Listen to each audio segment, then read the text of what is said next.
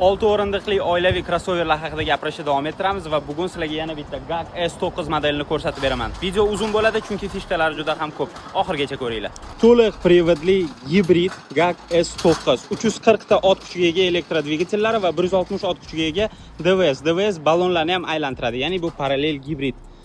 Avtomobilimiz sizlarni hayron qoldirishi aniq. Trendga chiqqan apelsin rang, o'rindiqlarda isitish, sovutish, eslab qolish, massaj va nulyovoy gravitatsiyalar ham mavjud.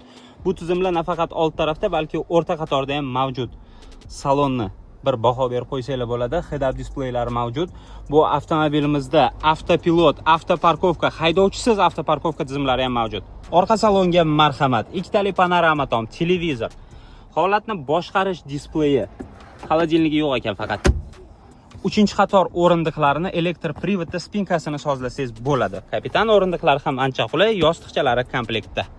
GAC S9 da Huawei tomonidan o'rnatilgan avtonom boshqaruv tizimini tekshirib ko'ryapmiz, ko'ryapsizlarmi?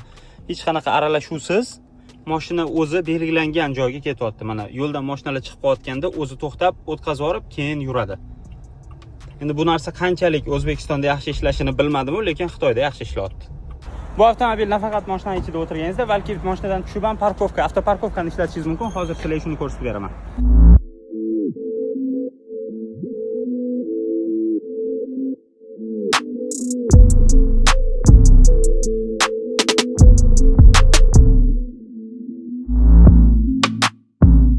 Ushbu avtomobilni siz albatta Imperium Cars avtosalonidan xarid qilishingiz mumkin. Komplektatsiyalari, narxlarini har doimgidek izohlarda yozib ketaman. Kimga kerak bo'lsa, bemalol Telegram orqali aloqaga chiqishingiz mumkin.